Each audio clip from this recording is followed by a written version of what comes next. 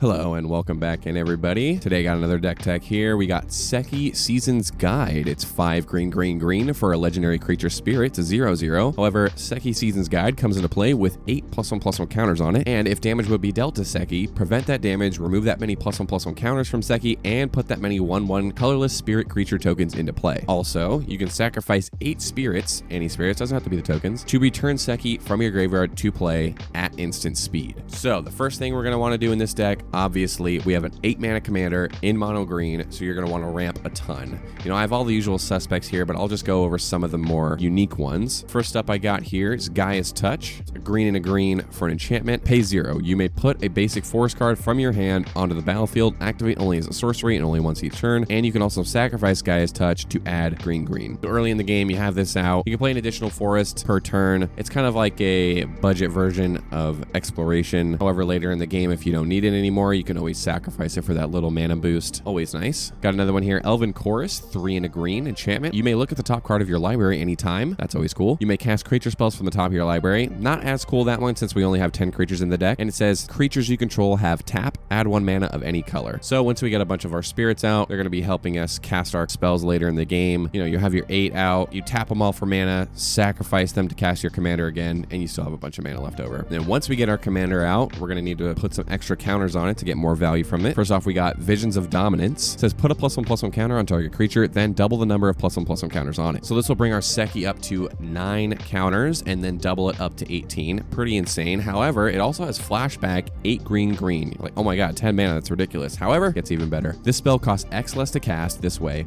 where X is the greatest mana value of a commander you own on the battlefield or in the command zone. Our commander costs 8, so it's 2 to flash back, which is even cheaper than its original cost. So you can use this twice in a turn for 5 mana. Activate it again, it brings it from 19 to 20, doubles it up to 40. So with this 1 card and 5 mana, you can bring your commander up to 40 counters. So that one's probably one of our best ones. Another cool one we got here, Bloodspore Thrynax, 2 green for a 2/2 lizard, has Devour 1, which means you sacrifice any number of creatures and then put that many 1 counters on this. And it says each other creature you control enters the battlefield with an additional X +1/+1 counters on it, where X is the number of +1/+1 counters on Bloodspore Thrynax. Pretty sure you see where I'm going with this. Sacrifice a bunch of spirits. The next time you cast your commander, it comes in with even more +1/+1 counters. And then we got Bladed the Blood Chief. It's a 1 mana equipment. It says whenever a creature dies, put a +1/+1 counter on equipped creature. If equipped creature is a vampire, you put 2 instead. We don't have any vampires. Equip 1. We have some fight spells in the deck. I'll get into that later. Whenever we're going to be fighting or any sort of creature removal that we have in the deck, it's just going to be bumping up our commander. Got some other buff spells here. We got Dragon Fangs up first. 1 and a green for an aura. It says enchanted creature gets +1/+1. It has trample. It says when a creature with mana value 6 or greater enters the battlefield, you may return Dragon Fangs from your graveyard to the battlefield attached to that creature. Our commander is 8 mana value. Every time that this is on our commander and our commander will die and we sacrifice our spirits to bring it back, Dragon Fangs will also come back with it. Pretty much just always giving our commander trample, which is very nice. Then I got some ones that'll buff up our spirits. We got Echoing Courage, 1 and a green. It's an instant. Target creature and all of the creatures with the same name as that creature get +2/+2 until end of turn. So late in the game, we had those 40 counters, so it's possible that we'll have, 40 spirits or however many, and you need to close out the game. You just swing out at instant speed after blockers, 1 and a green, and all your 1/1s become 3/3s. You could take someone out that way. And like I said earlier, we do have some fight spells here. First up, Ancient Animus, 1 and a green for an instant. It says put a +1/+1 counter on target creature you control if it's legendary, then it fights target creature and opponent controls. This one's just nice because it has a little bit extra synergy, putting another counter on our commander, then fighting. Similarly, we got Mutant's Prey. It's 1 green, and for an instant, target creature you control with a +1/+1 counter on it, fights target creature and opponent controls. So this one, just a little bit cheaper, and we're always going to have a counter on our commander because he's a 0/0. That's pretty nice. Next up, we got some of the card draw. Firstly, Soul's Majesty, 4 and a green for a sorcery. Draw cards equal to the power of target creature you control. Again, with Visions of Dominance,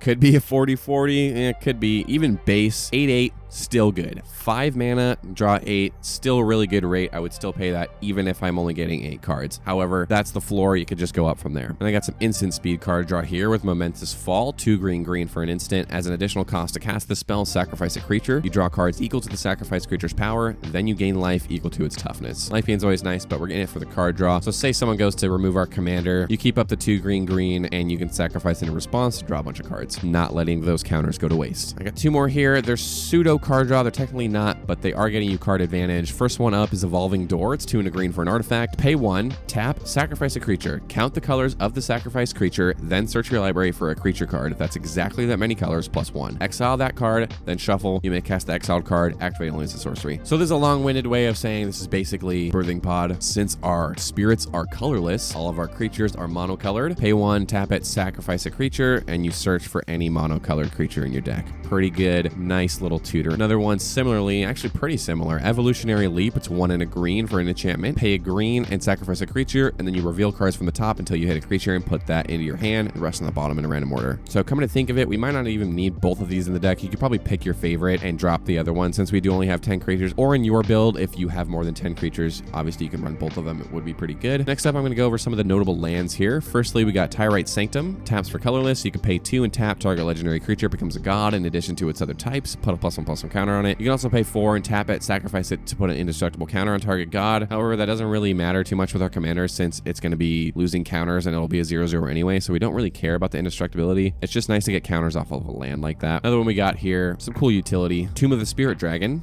Taps for a colorless, pay 2 and tap it. You gain 1 life for each colorless creature you control. Again, our spirits are colorless, could have upwards of 10, 20, 30, however many. So this could be potentially gaining us a lot of life later in the game if we're starting to get a little low. It's nice to have a little option like this to save ourselves. Another one, Oran-Rief the Vastwood. Comes in tapped, taps for green. You could also tap it to put a +1/+1 counter on each green creature that enters the battlefield this turn. Since our commander is going to be going in and out of the graveyard a lot, it will be nice to have an additional counter on it every time that happens, so that's pretty nice. Lastly, I'll just be going over some of the general utility of the deck like I usually do. First up, we got Campfire. It's a 1 mana artifact. You pay 1, tap it, gain 2 life. Always nifty. However, the part we like is pay 2, tap, exile Campfire, put all commanders you own from the command zone and from your graveyard into your hand, then shuffle your graveyard into your library. So say you have Sekki in the graveyard, your opponent goes to board wipe. Even if you sacrifice the 8 spirits at instant speed, it'll just bring your commander to the battlefield and then it'll die. So we want to have a contingency plan, and that is Campfire. You can obviously sacrifice it to bring your commander out of the graveyard back into your hand. Another cool one here. Bear with me here. You gotta think about this one. So it's Golden Argosy, 4 mana legendary artifact vehicle. It's 3/6. Whenever Golden Argosy attacks, exile each creature that crewed it this turn. Return them to the battlefield tapped under their owner's control at the beginning of the next end step. Crew 1. So we get our commander down to 1, 2, 3 counters, something pretty low. You can crew your Golden Argosy, attack, and then it'll flicker your commander. It just ETBs with the 8 counters. So it resets your counters on your commander. You can also use some other flicker cards if you want. There's not too many in green, but you can find some of them. And I have some lure effects in the deck. Let's talk about the original. Just lure, 1 green green, enchantment aura. Enchant creature, all creatures able to block enchant a creature do so. Just another way to get those counters off our commander while killing some of our opponent's creatures and gaining us spirits. And last but not least, I got a real fun one here. This one doesn't fit perfectly in the deck, but it fits enough to where I really wanted to throw it in here. It's Vorinclex, the new one. 3 green green for a 6/6 Phyrexian Praetor with trample and reach. It says whenever Vorinclex enters the battlefield, search your library for up to 2 forest cards, reveal them, put them into your hand, then shuffle. You can also pay 6 green green, so 8 mana, same as your commander, to exile Vorinclex, then return it to the battlefield transformed under its owner's control. Activate only as a sorcery. And its backside turns into the Grand Evolution. It's a saga. Chapter 1 says mill 10 cards, put up to 2 creature cards from among the milled cards onto the battlefield. It's kind of unlikely that we're going to be hitting any creature in this deck since the count is so low, so this is the only part of the card that I don't like. However, the other ones kind of make up for it. Chapter 2 says distribute 7 +1/+1 counters among any number of target creatures you control. Obviously, it's great. We're in a +1/+1 counter theme. And the third one says until end of turn, creatures you control gain pay 1. This creature fights target creature you don't control. Exile the Grand Evolution, then return it to the battlefield front face up. So that goes back to the Vorinclex side, and you can keep reusing it. So that last one, you can pay 1 as many times as you want, have your commander fight as many creatures as you can. So again, we have that Visions of Dominance. We get it up to that 40 counters for only 5 mana right before this happens. Now you can fight pretty much every single creature on the board, get a ton of spirits, and that's pretty much GG at that point. I don't really see you losing after that. And that wraps it up. That is my take on Sekki Season's Guide. I think this commander actually seems pretty fun. You know, I don't think I'll be building this one myself, but I'm going to keep an eye on it because I do like the way this plays. Not enough high cost commanders really get enough love these days, I don't think. And this one is really viable, I think. If anything, you might want to throw in a few more buffs or something for another win con. Maybe some more unblockable or something since your commander's getting so big. You could do a slightly Voltron. That's pretty much it for this one. Thanks so much for watching, guys. If you enjoyed it, I have the deck list down below if you want to check out the entire thing. And subscribe if you'd like to see me throw up some more of my deck techs. So thanks so much for watching. I'll see you guys in the next one, all right? Take care.